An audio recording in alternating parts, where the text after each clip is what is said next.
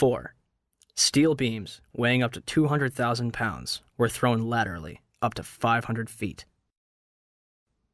A cross-section from the World Trade Center, weighing approximately 300 tons, was embedded in the southeastern corner of the American Express building. This piece would have had to travel at least 390 feet, maintaining enough kinetic energy to embed itself in the corner of the building. What we should have seen in the debris pile was a pyramidal shape. If it had been a gravity-driven collapse, we would have seen a roughly pyramidal shape or a conic shape. What we actually did see was a massive ejection of dust and debris and large sections of steel from well away from the towers, tens of metres away from the towers. That's hard it's hard to see a reason for that within a gravity-driven collapse. 5. Firefighters and eyewitnesses reported a series of explosions before and during the collapses. And we heard the noise associated with an implosion. Secondary explosion on Tower 2. Some sort of explosive device. We're obviously having a bit of trouble right now maintaining our location because we just heard one more explosion. There was another major explosion. Do you know anything about those extra explosions we heard? No, I do not. Were they car bombs? I have no idea, ma'am. The street shook, and I heard like an explosion. Do you know if it was an explosion or if it was a building collapse? To me, it sounded like an explosion. We heard a very loud blast, an explosion.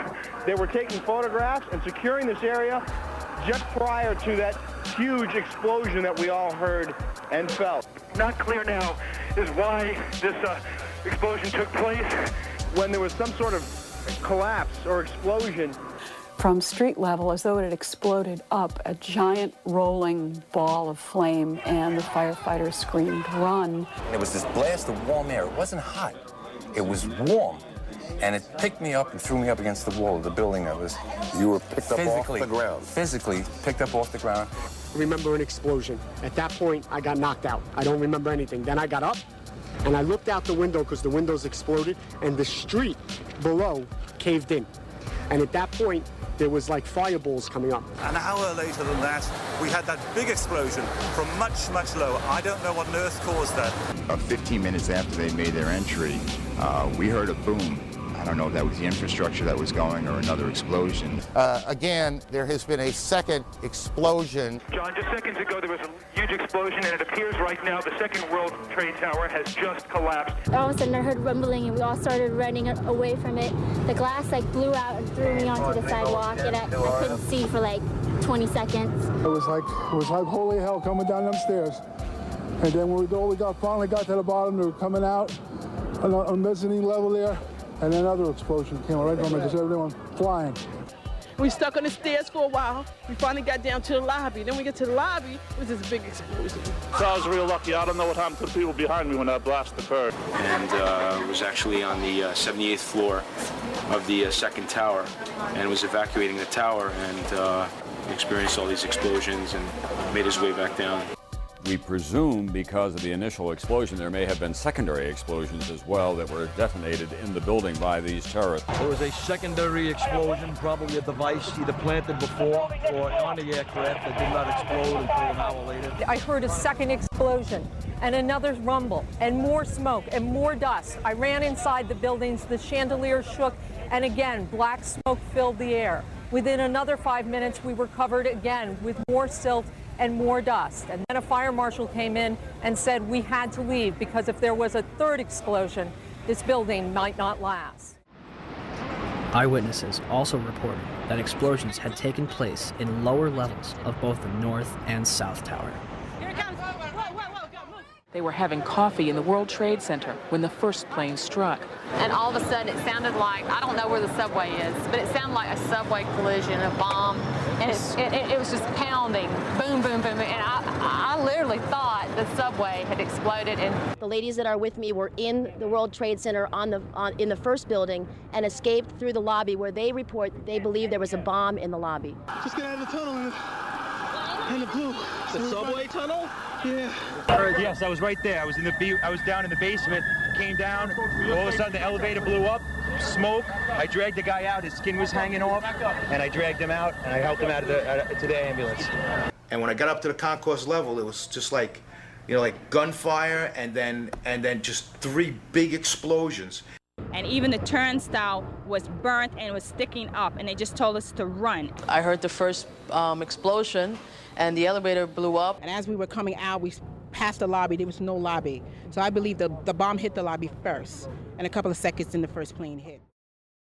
Firefighter John Schroeder arrived in the lobby of the North Tower shortly after the first plane struck. So we're standing there in the lobby, we're getting all together. All of a sudden, we hear... I look down to my right, and the elevators exploded, something out of like a Bruce Willis Die Hard movie.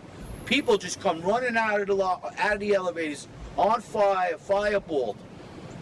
I mean, it was like, what is going on here? Something's up here. I mean, the plane's up there, now there's fire down here. People run around, all on fire. This is crazy. So we were heading up to the 24th floor of the stairwell, and all of a sudden we heard, Mayday, Mayday, second plane, second plane.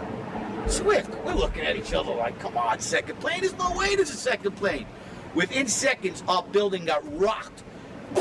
We got bounced around in the stairwell like pinballs, man. And we just said, you know what? Time to go. We got down to the lobby, and everything was blown out, exploded. Everything was... And we were the only ones in the lobby now. We're going, wait a second here. Where is everybody? Because the building was coming down the outside. They moved the command post to World Trade Center, too. So now we're like, we didn't get no, where is everybody? We were in the lobby. It looks like everything was exploded. Everything was gone. We're like, what is going on here? We didn't know. We were like, this is crazy. But for every window in the lobby to be exploded, I mean, them windows were like as thick as forget it. They were 2-3-inch glasses. You know, come on. They exploded out of the lobby. You know, something. It wasn't from the jet fuel. No way. The elevators exploded. They were down from the lobby.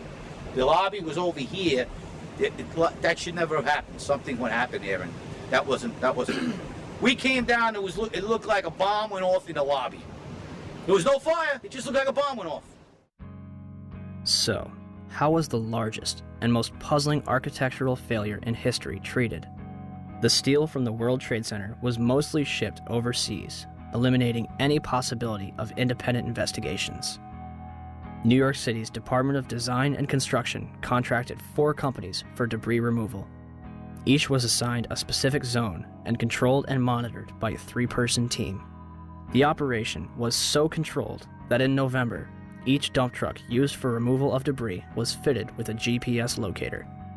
One driver took an extended lunch break and was dismissed from the job.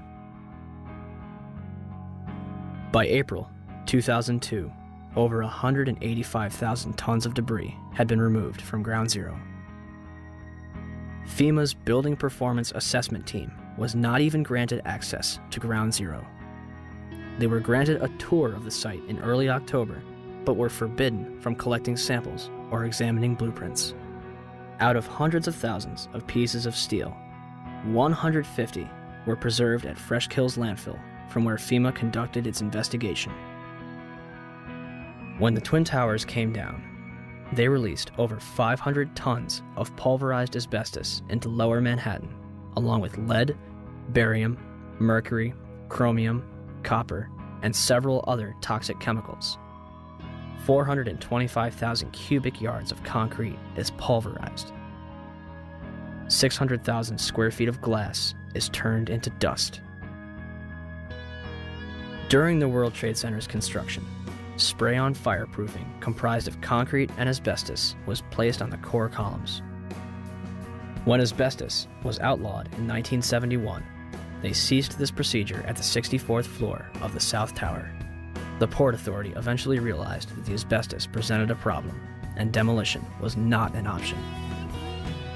In 1989, the Port Authority estimated the removal of asbestos from both the World Trade Center and LaGuardia Airport would have cost up to $1 billion. By 2001, the cost for the World Trade Center buildings alone would have met or exceeded $1 billion. This money would sadly not be needed. Although it was clear that the air was not safe to breathe, the public was urged to return to Lower Manhattan. Wall Street opened back up on September 17th, and children were allowed to go back to school. Firefighters, police, and rescue workers were allowed to toil in lethal conditions using paper masks from Home Depot, while government officials walked around in hazmat suits.